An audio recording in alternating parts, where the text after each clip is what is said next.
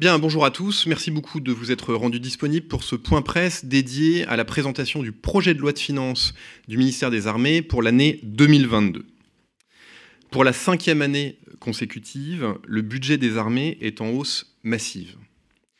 2022 est la 4e année de la LPM, et pour la 4e année consécutive, le budget des armées augmente à nouveau de 1,7 milliard d'euros.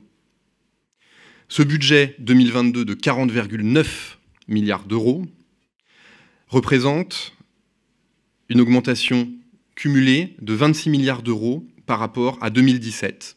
Et donc si vous comparez le budget 2017 et le budget 2022, il y a 9 milliards, je vous prie de m'excuser, d'euros d'écart. Donc je le redis peut-être plus clairement que ce que je viens de dire, entre 2022 et 2017, plus 9 milliards d'euros. Et quand vous cumulez les efforts successifs année après année, 2018, 2019, 2020, 2021 et 2022, quand vous sommez toutes ces contributions complémentaires par rapport à ce qu'était le budget des armées en 2017, vous arrivez à un effort supplémentaire de 26 milliards d'euros. C'est tout à fait massif. Et je souhaite insister sur le caractère absolument rarissime, depuis 40 ans, de la conjonction de deux choses. Un budget très ambitieux, d'une part, un budget tenu, d'autre part. Si vous regardez l'histoire des lois de programmation militaire depuis 40 ans, elles pouvaient être ambitieuses, elles n'étaient jamais tenues. Et les ou la rare fois où elles ont été tenues, c'était des budgets qu'on pouvait considérer être des budgets de sous-investissement. Et derrière ce budget massif pour le ministère des Armées, il y a bien sûr la volonté de la France de déployer sa stratégie d'intervention, son modèle d'armée complet, mais il y a aussi l'objectif de réparer pour les hommes et les femmes du ministère à la fois les équipements, à la fois les infrastructures, à la fois la rémunération, qui pendant des années ont été l'objet de sous-investissement. Bien. Je vais maintenant rentrer dans le détail de quelques chiffres. Il y en a beaucoup dans ce briefing. Je vais essayer d'être pas trop long, étant entendu que j'ai avec moi aujourd'hui, et je les remercie, des conseillers de la ministre des Armées, Florence Parly, qui pourront peut-être de manière plus précise que moi répondre à certaines questions en fin de présentation. Alors, comment se répartissent ces 40,9 milliards d'euros de budget en 2022 ? Il y a une part dédiée à la masse salariale, payer les gens qui travaillent au ministère des Armées à hauteur de 12,6 milliards d'euros. Il y a le fonctionnement courant du ministère des Armées, je caricature, mais eau, gaz, électricité, à hauteur de 4,6 milliards d'euros. Et puis il y a les équipements pour faire remonter en puissance nos armées, notamment les questions du matériel, les questions de l'entretien du matériel, à hauteur de 23,7 milliards d'euros.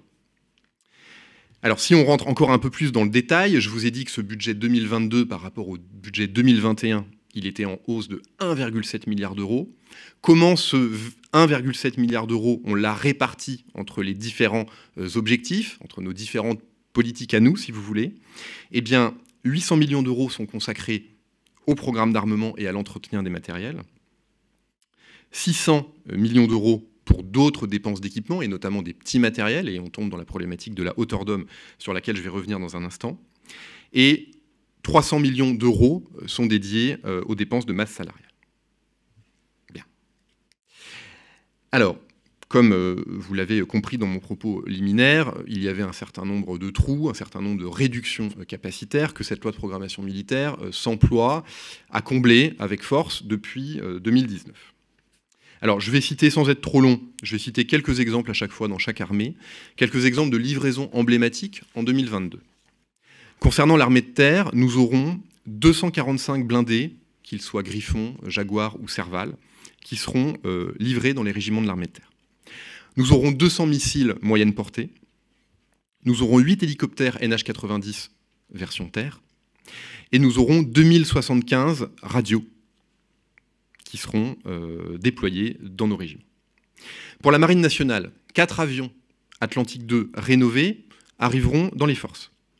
La première FREMM de défense aérienne, l'Alsace, arrivera dans la Marine nationale, ainsi qu'un deuxième sous-marin Barracuda, le Duguay-Trouin. Et également un bâtiment ravitailleur de force. Ce sont les nouveaux pétroliers ravitailleurs de la Marine nationale qui remplacent ces anciens bateaux qui étaient à simple coque et qui avaient 40 ans de moyenne d'âge. Pour l'armée de l'air et de l'espace, elle recevra en 2022 3 avions ravitailleurs MRTT, 2 avions A400M, 13 Mirage 2000D rénovés et une matérialisation extrêmement concrète de la stratégie spatiale de défense de la ministre des Armées, avec la réception, clairement la mise en orbite, de plusieurs systèmes satellitaires. D'abord le système CERES, qui est un système d'écoute électromagnétique. Ce sera une constellation de 3 satellites. Le premier satellite Syracuse 4. Pourquoi c'est important? Parce que ce sont des débits démultipliés par rapport à la génération actuelle Syracuse 3. Et nous allons, vous le savez, vers des combats de plus en plus connectés, qu'ils soient terrestres, aériens ou maritimes. Sur le SCAF, c'en est l'exemple peut-être le plus patent. Nous avons besoin de bandes passantes, nous avons besoin de connectivité, et c'est ce que ces nouveaux satellites Syracuse 4 nous permettent. Et enfin, un 3e satellite d'observation CSO, CSO3, et nous aurons donc une constellation de 3 satellites d'observation CSO. Donc des livraisons absolument significatives qui, pour tous les militaires qui opèrent ces matériels, veulent dire quelque chose de très concret. De très nombreuses commandes également. J'ai parlé des livraisons, il y a aussi des commandes. Alors, je serai peut-être un peu moins long, j'ai déjà donné beaucoup d'exemples. Pour l'armée de terre, peut-être, 200 missiles moyenne portée, 396 blindés, encore une fois qu'ils soient Jaguar, Griffon ou Serval, 50 chars Leclerc rénovés. Donc, cette rénovation, elle est là pour prolonger la durée de vie des Leclerc, pour insérer totalement le char Leclerc dans le combat connecté, en anticipation de la prochaine génération de chars de combat que sera le MGCS. Et 12 000 fusils HK 416 qui seront commandés. Pour la Marine nationale, 11 stations navales de communication satellite. Dans le domaine de l'armée de l'air et de l'espace, 4 avions C-130H rénovés et un centre de commandement et de contrôle aérien, c'est ce qu'on appelle le SCOA. Voilà, vous aurez tous les détails par ailleurs dans les plaquettes qui, si elles ne vous ont pas déjà été distribuées, le seront à la fin de cet exposé. Donc je ne suis pas trop long à l'oral. Je rappelle que la ministre des Armées, dès son arrivée, a voulu prendre le taureau par les cornes en matière de maintien en conditions opérationnelles. Beaucoup de matériel non en état de marche, des taux de disponibilité trop faibles. Il y a donc eu une réforme du MCO aéronautique, sur laquelle je ne reviens pas, qui s'est matérialisée par une architecture contractuelle tout à fait nouvelle dans notre relation avec l'industrie, un rééquilibrage très net des relations État-industrie en cette matière, la création de la direction de la maintenance aéronautique et aussi des subsides supplémentaires parce qu'il y avait besoin de faire un effort en matière de MCO. Et donc en 2022, par rapport à l'étiage de 2021, ce seront 300 millions d'euros supplémentaires qui seront consacrés à l'entretien de ces matériels. Un autre axe très important, c'est la question des infrastructures. En 2022, nous allons passer commande auprès d'industriels divers et variés à hauteur de 2,4 milliards d'euros. Alors, qu'est-ce que nous allons lancer comme projet emblématique, sachant qu'il y en a une myriade? Eh bien, je voudrais quand même citer le lancement de la construction du centre de commandement de l'espace à Toulouse, ainsi que du centre d'excellence OTAN. Vous vous souvenez que la France avait été retenue par l'OTAN pour héberger le premier centre d'excellence spatiale au monde, et c'est la ville de Toulouse qui l'accueillera. Nous faisons également un certain nombre de constructions dans les unités opérationnelles. Alors, il y a des hangars d'accueil pour nos nouveaux blindés au sein de l'armée de terre. Il y a de nouvelles infrastructures pour les avions A400M. Il y a une réfection massive des quais d'accueil de nos nouveaux sous-marins Barracuda à Brest et à Toulon. Ça, je dirais, c'est dans le domaine des équipements. Mais il y a aussi dans le domaine de l'hébergement, des nouveaux bâtiments d'hébergement qui seront construits à Hyères, à Charleville-Mézières, à Djibouti. Une crèche de 50 personnes, de 50 places, excusez-moi, qui sera construite à Saint-Mandé. Autre domaine qui est extrêmement important dans la stratégie de la ministre des Armées, c'est l'innovation. C'était un engagement du président de la République dès son arrivée au pouvoir en 2017. Eh bien, en 2022, nous aurons le milliard d'euros en matière d'innovation qui avait été annoncé. Encore une fois, la surprise, c'est qu'il n'y a pas de surprise. Ce qui a été dit est fait. Alors, ce milliard d'euros d'innovation, évidemment, il va servir à préparer le SCAF, le MGCS. Il va servir à faire des travaux en matière quantique, en matière d'intelligence artificielle, en matière d'armes à énergie dirigée. Vous vous souvenez qu'il y a quelques mois, la ministre des Armées avait assisté à une démonstration de destruction de drones par l'entreprise Silas sur la base de travaux financés par le ministère des Armées. Et donc nous allons continuer en 2022. Il y a dans ces 40,9 milliards d'euros une part importante dédiée à ce qu'on appelle la hauteur d'homme. La hauteur d'homme, ça veut dire tout ce qui n'est pas des équipements majeurs, stratégiques, peut-être les plus symboliques, ceux dont on parle le plus volontiers, parce qu'ils sont gros, mais qui ne font pas nécessairement le quotidien de nos militaires.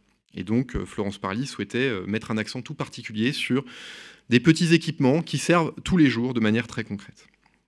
1,6 milliard d'euros seront consacrés à ces petits équipements en 2022. Je vous donne quelques exemples. En matière de livraison, 70 000 livraisons de treillis F3. Ces treillis F3, c'est des treillis de nouvelle génération qui sont plus respirants, qui sont mieux inifugés. On multiplie à peu près par 2 le temps au bout duquel un treillis s'enflamme quand il est au contact d'une flamme. Quand vous êtes au combat, chaque seconde compte, et ces nouveaux treillis F3 sont extrêmement attendus, l'été. Le déploiement a commencé, mais 70 000 de plus arrivent en 2022. Les gilets pare-balles, plus ergonomiques, plus légers, 5 000 arrivent en 2022. Et le HK416, qui remplace le FAMAS, 12 000 livraisons en 2022.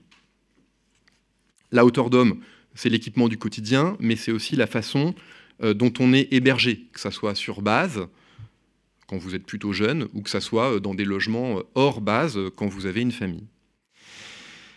L'objectif, c'est de disposer à un terme d'un parc de 15 000 logements pour les familles qui soient rénovés. Je ne dis pas de bêtises. Hein. Quand je dis 15 000 logements rénovés, c'est pour les familles ou c'est sur base? Pour les familles. Très bien. Donc 15 000 logements, soit neufs, soit rénovés, pour les familles.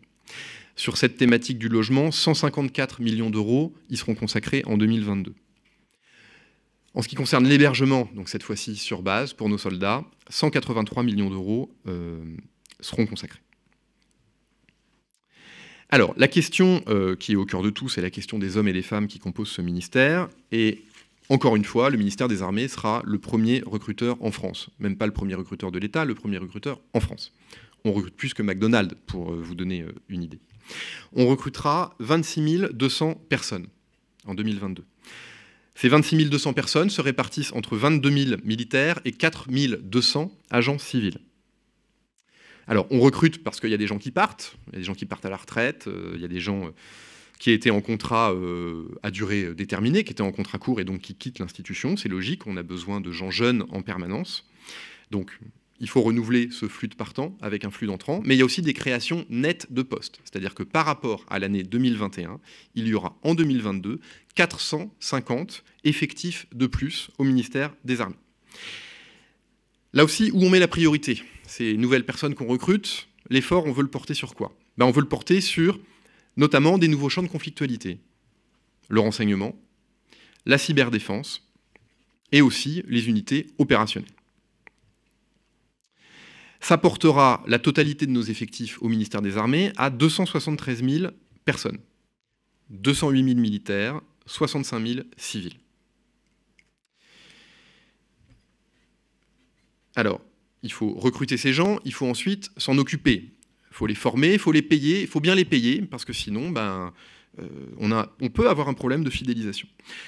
Il y avait jusqu'alors un maquis de primes au ministère des Armées. Nous avions de l'ordre de 170 primes différentes. Pas très facile à lire, pas très facile à mettre en œuvre, pas très facile à prédire pour le militaire. Nous avons à peu près divisé par 10 ce nombre de primes. On a maintenant en gros une dizaine de types de primes, selon la mobilité que vous subissez, selon les performances que vous atteignez, etc. etc. C'est des choses très claires, très clarifiées.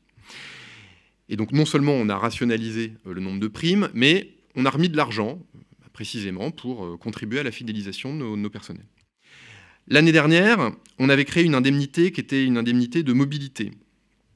Et on y avait mis de l'argent. On avait mis 38 000 € en plus de ce qui existait par ailleurs, auparavant, sur ces questions de mobilité. En 2022, il y a 4 nouvelles indemnités qui sont créées, enfin en tout cas qui sont le résultat de ce processus de simplification. Je peux vous les citer, hein.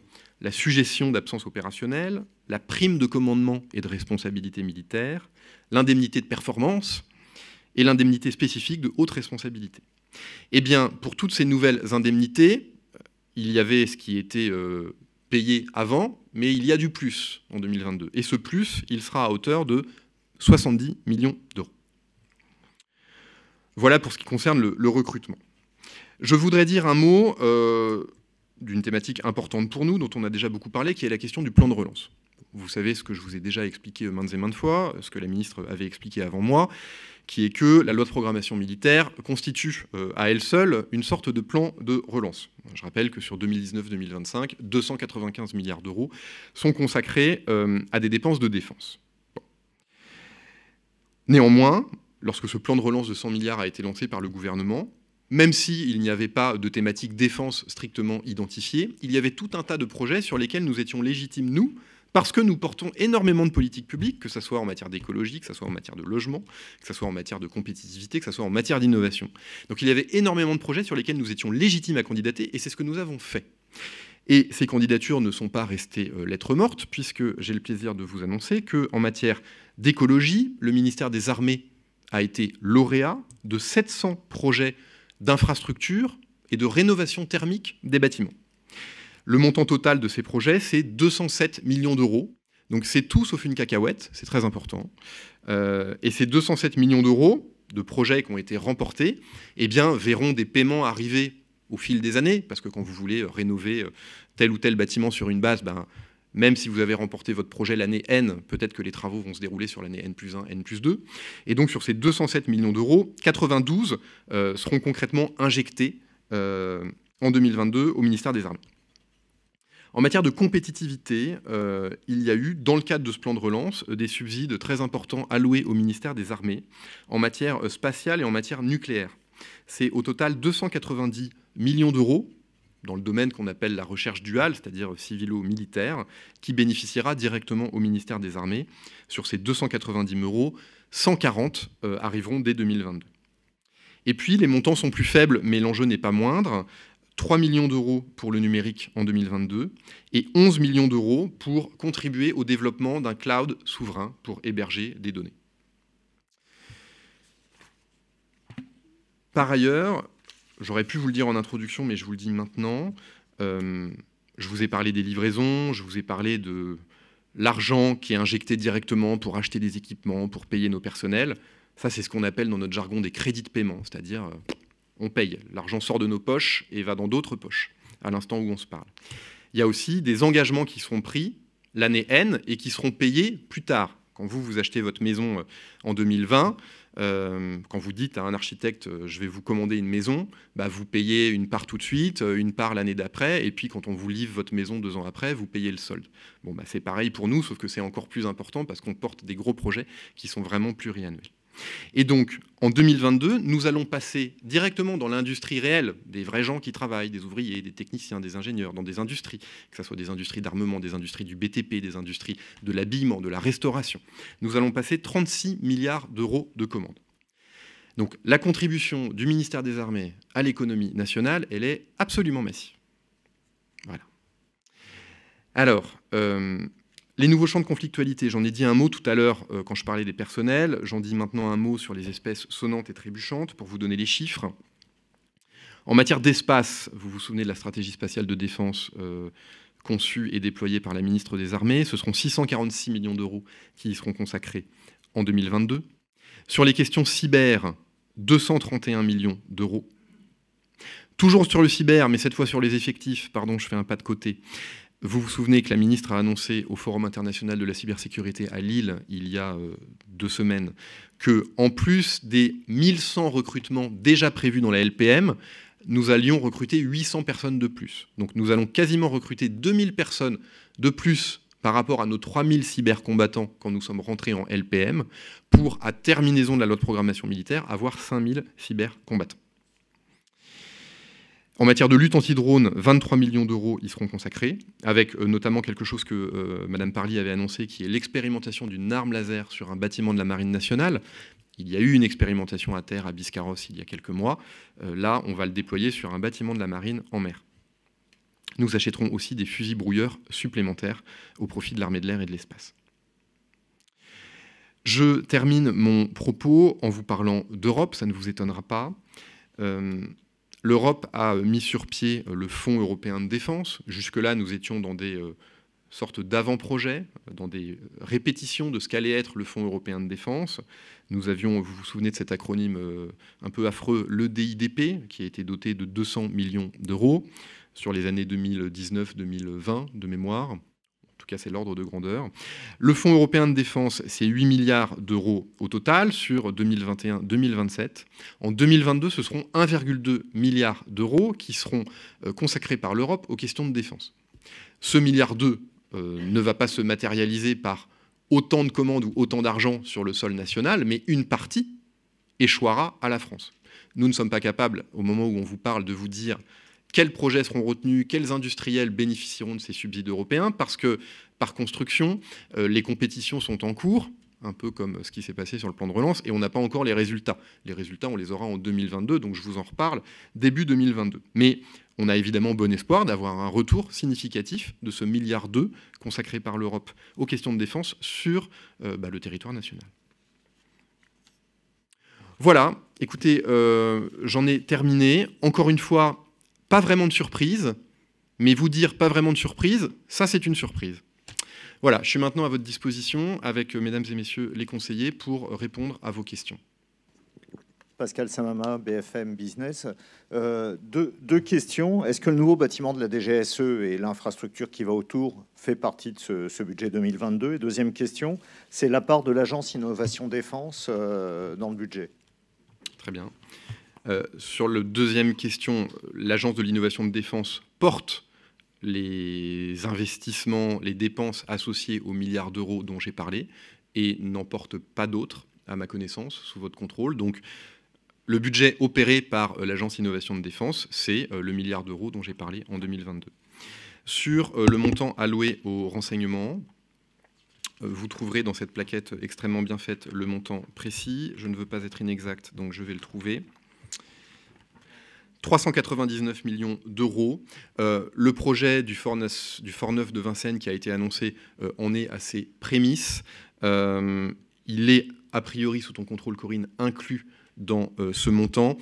Je ne vous donne pas le montant qui est alloué à cette question-là, mais de toute façon, il est très sincèrement marginal parce qu'on en est vraiment à un stade d'étude.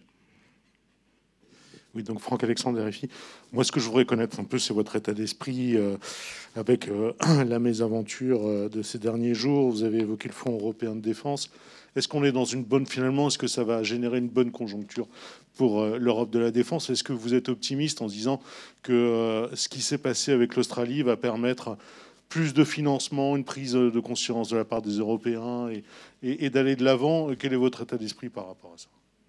Il y a une prise de position très claire par Madame von der Leyen, qui a qualifié d'inacceptable, et elle avait raison, la mauvaise manière qui a été faite par les partenaires australiens et américains sur l'affaire des sous-marins australiens. Et la réponse, elle doit être européenne, puisque finalement, ceux qui étaient des alliés très sûrs ont fait preuve d'une indélicatesse pour le moins sur cette question. Et donc, ça doit nous amener à nous questionner sur non pas nos alliances, mais un renforcement de nos partenariats avec les pays européens. Et les 8 milliards d'euros qui sont mis en place, c'est la première fois qu'on a un budget aussi massif. On peut dire oui, c'est encore peu par rapport aux budgets nationaux, c'est vrai. Oui, c'est moins que les 13 milliards qui avaient été avancés à un certain temps. Vous savez, tant qu'un budget n'est pas voté, tant qu'il n'est pas décidé, la ligne est à zéro. Donc en fait, on est passé de zéro ou quasi zéro, 200 millions d'euros, à 8 milliards d'euros. Donc ça, c'est une manifestation tangible d'une construction et d'une volonté d'agréger les bonnes volontés européennes sur ces questions de défense. derrière ces 8 milliards, c'est évidemment essentiellement des questions capacitaires et industrielles. Ce qui se passe en ce moment avec Takuba, la ministre sera à Stockholm, en Suède, pour parler de l'initiative européenne d'intervention en fin de semaine, montre que ce n'est pas qu'une réalité industrielle, c'est aussi une réalité pour nos militaires. Et donc l'état d'esprit, il est combatif et constructif. Je voudrais, est-ce que vous pouvez, Brice Dugénier, RTL, redétailler le financement européen et les espoirs sur les retombées en France? Je voulais juste revenir sur ces chiffres. Et je rebondis sur la question de mon confrère. Il y a eu l'Afghanistan, aujourd'hui il y a les sous-marins, et on a le sentiment que les partenaires européens, que la France parfois est un peu seule à s'activer sur l'Europe de la défense, que ce soit sur les financements, sur les volontés. Vous dites que la position de Mme von der Leyen était claire. Elle l'était, mais elle était un peu solitaire et tardive, vous me l'accorderez. Donc, on a le sentiment que quoi qu'il puisse se passer, le déclic qui pourrait faire que nos partenaires européens prennent conscience que l'Europe de la défense est peut-être une solution, il tarde un peu à venir. Je voudrais avoir votre position là-dessus. Merci, Monsieur Dugénier. Sur votre première question, donc le montant budgétaire alloué au Fonds européen de défense par les instances européennes est de 8 milliards d'euros sur la période 21-27. Pour l'année 2022, l'argent qui sera injecté par l'Europe, c'est 1,2 milliard d'euros pour des projets qui seront portés par des conglomérats entre pays. Je ne sais pas combien de dizaines de projets seront retenus in fine, mais certains seront bipartites, d'autres tripartites, d'autres quadripartites, etc. La France se porte candidate sur tout un tas de sujets. Je vais peut-être vous en citer quelques-uns pour être plus précis. Sur les questions d'énergie, sur les questions de combat terrestre, sur les questions de défense antimissile, sur les questions de transition environnementale. Ce sont quelques exemples des projets que la France porte. Encore une fois, il y a des processus de sélection pour ces projets, donc on ne sait pas dire combien de projets dans lesquels la France est impliquée seront in fine retenus, mais nous avons bon espoir d'avoir un retour très significatif sur ce milliard d'euros. Voilà. Sur votre deuxième question, il me semble avoir déjà répondu.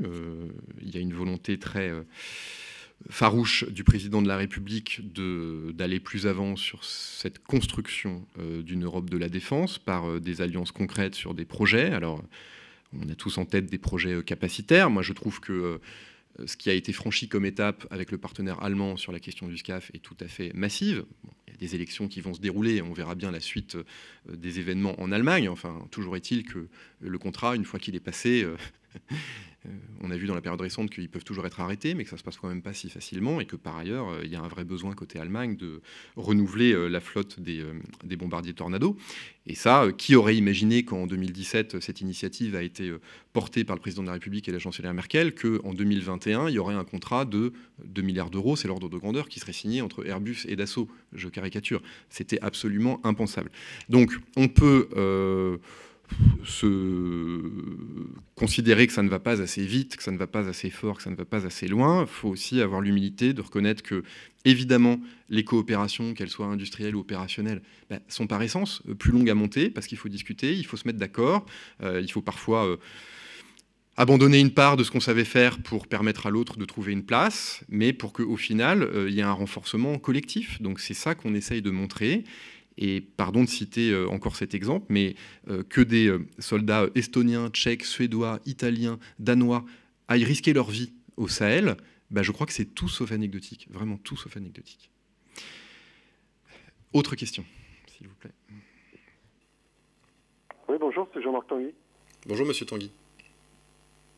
J'ai 4 petites questions. La première concerne la répartition des crédits d'équipement entre les 3 armées, si vous avez cette ventilation.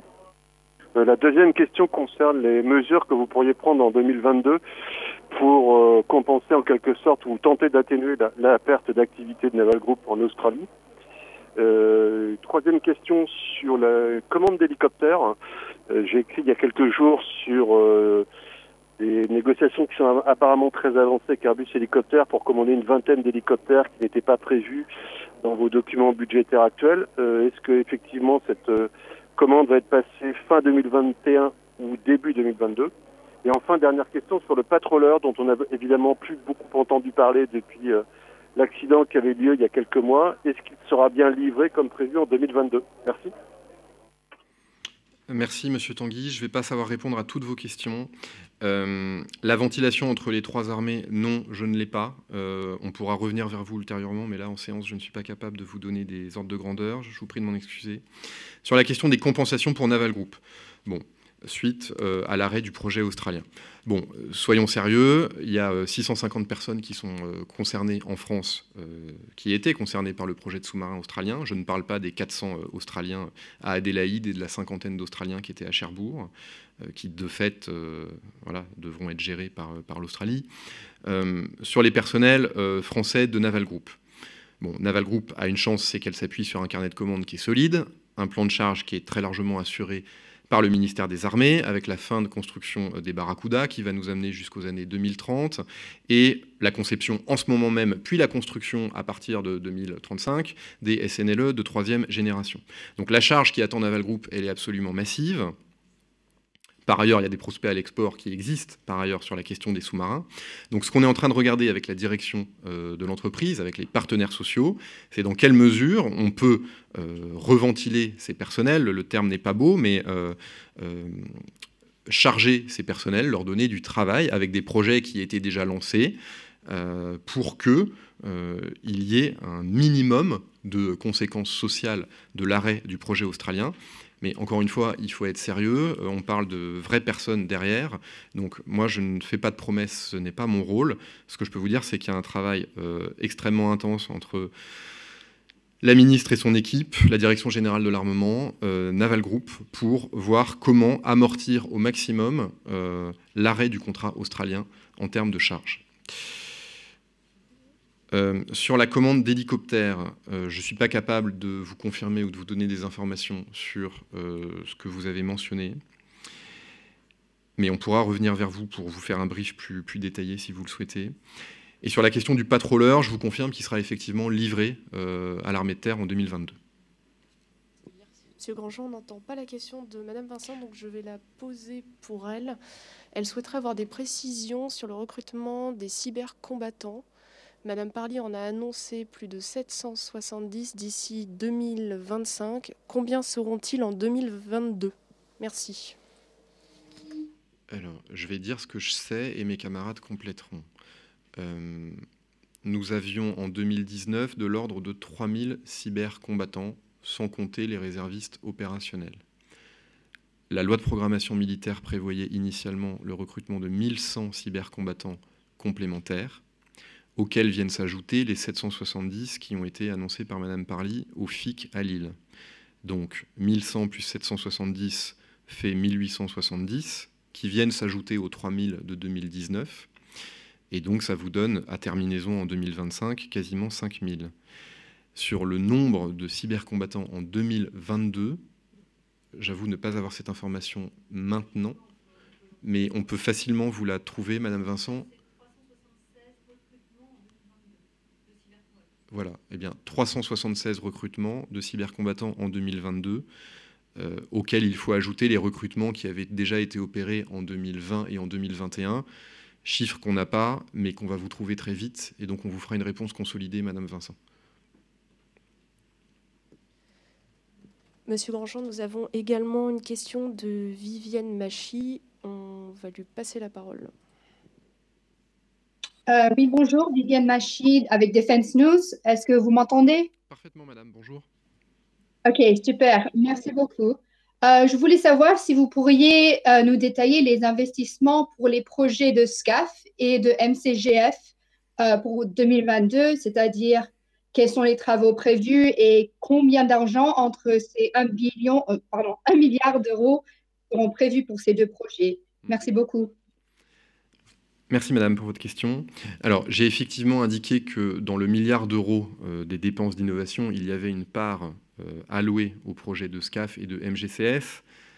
Je vous prie de nous en excuser, c'est un peu notre cuisine interne et notre tuyauterie interne, mais l'argent dédié au SCAF ne provient pas uniquement de cette enveloppe de dépenses d'innovation. Donc en fait, ça n'a pas grand sens pour les projets SCAF et MGCS de regarder uniquement la part du milliard d'euros consacré à ces projets.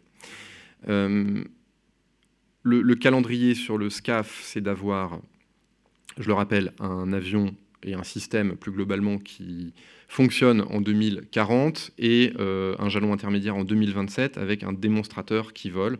Un démonstrateur, c'est-à-dire un avion qui est vraiment en l'air sur lequel on place un certain nombre de technologies qui se retrouveront in fine sur le SCAF en 2040. Le contrat qui sera incessamment passé suite aux accords du Bundestag, aux accords étatiques et à la signature qui a eu lieu entre les 3 ministres de la Défense français, allemand et espagnol, engageait un montant. Alors Corinne, je voudrais le chiffre précis si tu l'as. C'était de l'ordre, madame, de 2 milliards d'euros, je crois, un peu plus. Le chiffre après la virgule m'échappe, je vous prie de m'excuser. On va vous le trouver. Ce qui est certain, c'est que s'ouvre devant nous sur le SCAF une phase 2021-2027. L'objectif 2027, je vous ai indiqué à quoi il sert. Et du coup, cette phase 2021-2027 est coupée en 2 tranches. Il y a ce qu'on appelle une revoyure, un point de confirmation qui est en 2024, sauf erreur de ma part. Et donc, nous engageons cette année des crédits pour couvrir les 3 premières années d'études du développement du démonstrateur. Voilà. Et c'est ce montant qui représente à peu près plus de 2 milliards d'euros, mais je ne sais plus précisément le chiffre, donc on va vous le retrouver. Voilà. Sur le MGCS, l'horizon, c'est 2035. Et là, je ne suis pas capable de vous répondre sur les montants. Ils sont significativement plus faibles parce que le tempo de développement n'est pas le même. Mais là aussi, on pourra vous le donner ex post. Alors, ok, good. Bonjour, Monsieur Grandjean, je suis Xiaofei, je suis de CNN à Paris. Et merci pour ce briefing. J'ai juste 2 petites questions. Tout d'abord, est-ce que vous avez fait des modifications sur votre budget à cause de la crise de sous-marins avec les Australiens et les Américains?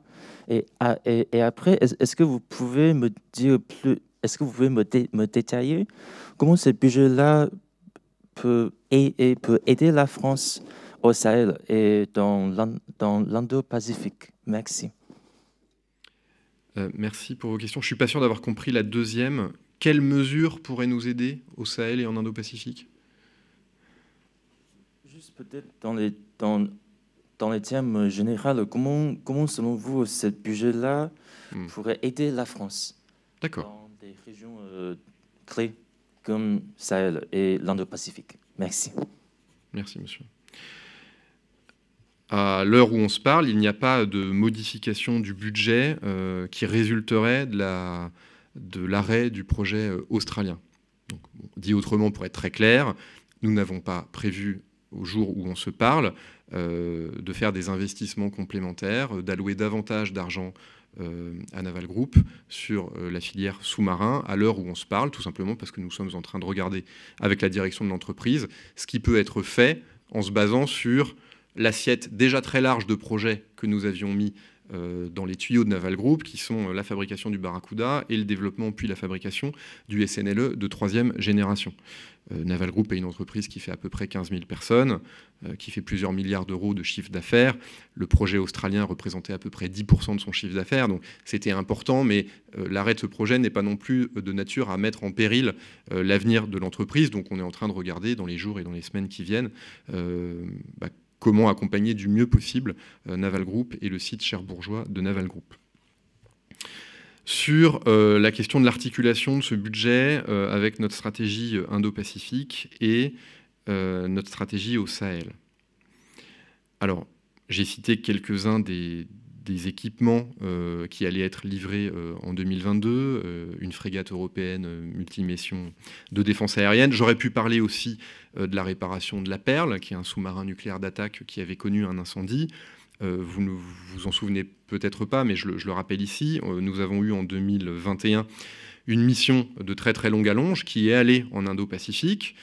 C'était la mission Marianne, avec un de nos sous-marins nucléaires qui s'appelle l'Emeraude. La mission a duré 8 mois. Il y avait d'ailleurs eu une escale en Australie à Perth.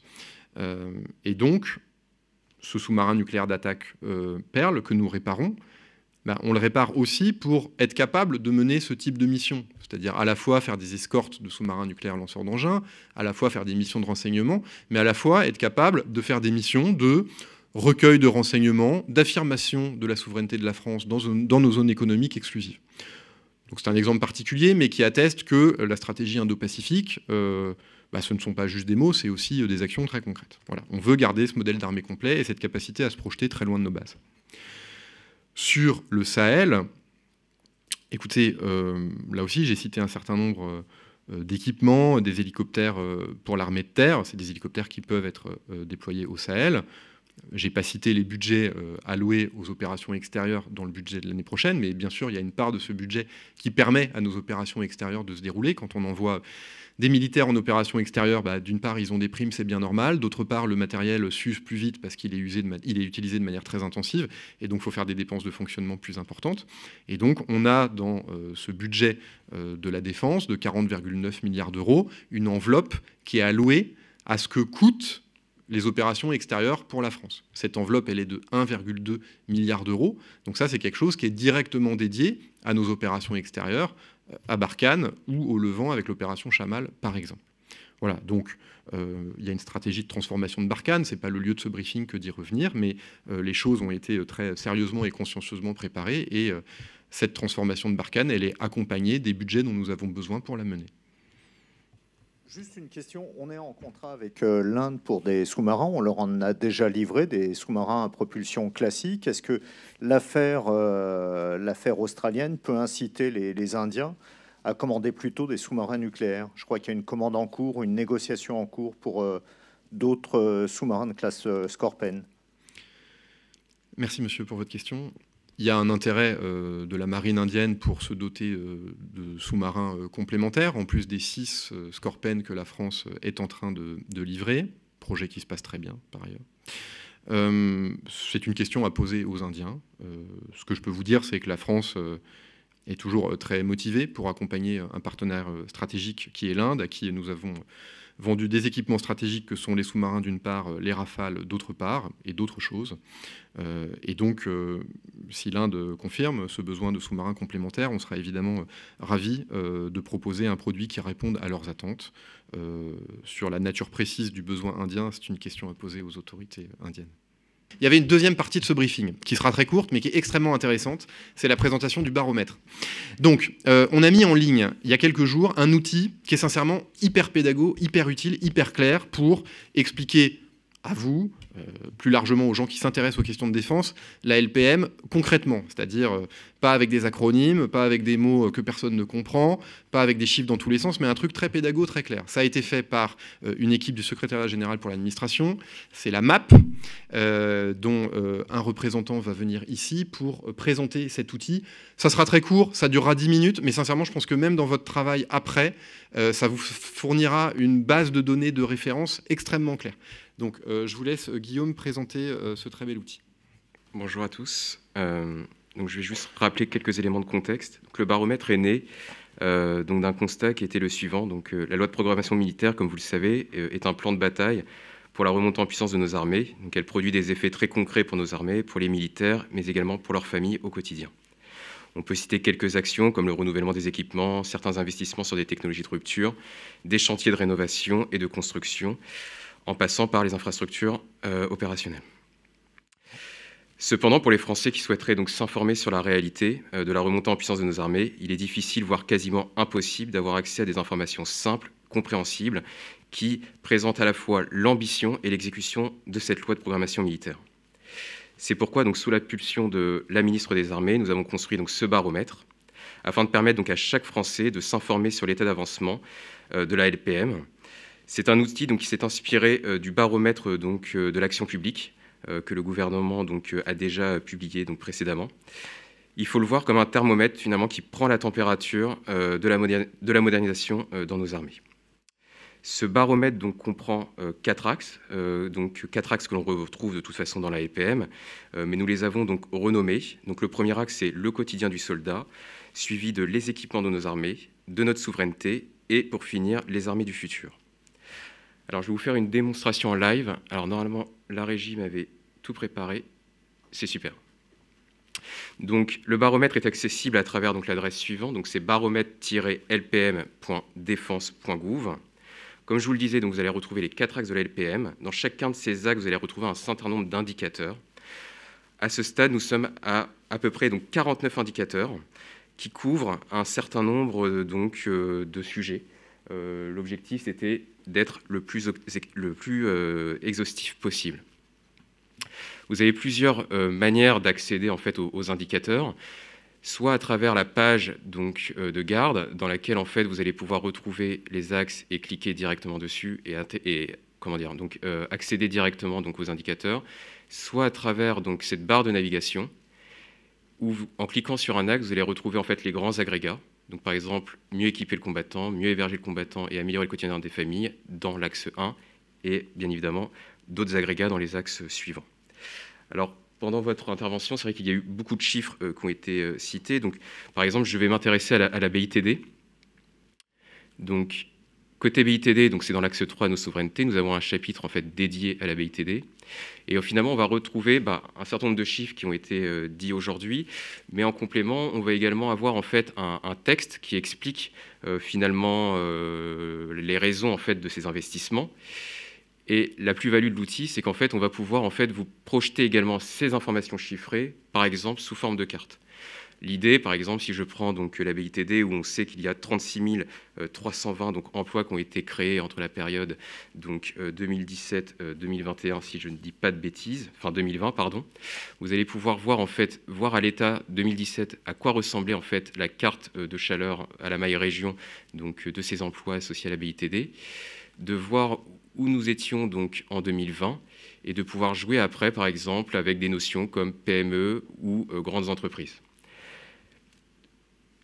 Ensuite, on peut par exemple prendre une autre carte, par exemple, qui a été réalisée dans Améliorer donc, le quotidien des familles, où vous allez là encore une fois retrouver une page assez synthétique où on va retrouver en fait 3 mesures, où nous étions en fait en 2017, où nous sommes à date et où nous devons aller prochainement, donc en 2022. Avec toujours bien évidemment le texte qui explique, une série temporelle qui vous montre en fait sur une fenêtre assez longue quels ont été en fait les efforts réalisés durant ces années et ceux qui vont arriver. Et également, donc là c'était prévisible, j'ai perdu la souris, je ne sais pas si... Donc là par exemple toujours une carte à une maille un tout petit peu plus fine, parce que là en fait on va vraiment être à la notion donc, de base de défense, et vous allez pouvoir en fait regarder avec ce filtre temporel comment nous avons, par exemple, évolué dans la construction de logements neufs entre la période donc, 2018 et 2021. Je ne vais pas vous montrer, bien évidemment, les 49 indicateurs qui sont aujourd'hui présents dans ce baromètre. L'idée, c'était surtout un peu de vous expliquer l'architecture qui avait été un peu imaginée donc, pour pouvoir en fait, présenter un certain nombre d'éléments. Si vous avez des questions sur les indicateurs pour essayer de comprendre comment ils ont été calculés, quelles sont les origines des données, etc., vous avez en fait une petite ampoule qui va vous permettre en fait, de vous expliquer concrètement comment a été bien évidemment construit cet indicateur. Une mise à jour donc, des données sera prévue donc, à la fin de l'année pour vous donner une vision complète de l'exécution 2021. Et bien évidemment, à terme, c'est un outil qui donc, évoluera dès qu'on aura en fait, de nouvelles cibles donc, à partir de 2023. Cet outil, donc, comme il a été dit, donc, a été réalisé donc, par la délégation à la transformation et à la performance ministérielle, donc rattachée au SGA, et plus précisément donc, aux équipes de la mission d'aide au pilotage qui ont énormément contribué donc, à cet outil. Voilà, je vous remercie. Merci infiniment, Guillaume. Y a-t-il des questions sur cet outil ? Bon, écoutez, vous aurez le temps de le regarder chez vous. Il y a plein de données qui, parfois, peuvent vous être utiles parce que vous nous posez des questions sur le nombre de MRTT, où on en est précisément, etc. Là, vous aurez tout sous la main. Si vous avez des suggestions d'onglets qui vous sembleraient pertinents, dites-le nous, parce que cet outil, il est pour les Français, mais il est aussi pour vous. Et comme vous informez les Français, ça nous importe de savoir ce que vous en pensez. Et c'était la raison de la présence de Guillaume aujourd'hui, pour vous le montrer. Merci infiniment, Guillaume. Merci à tous. Cette fois-ci, c'est bien fini.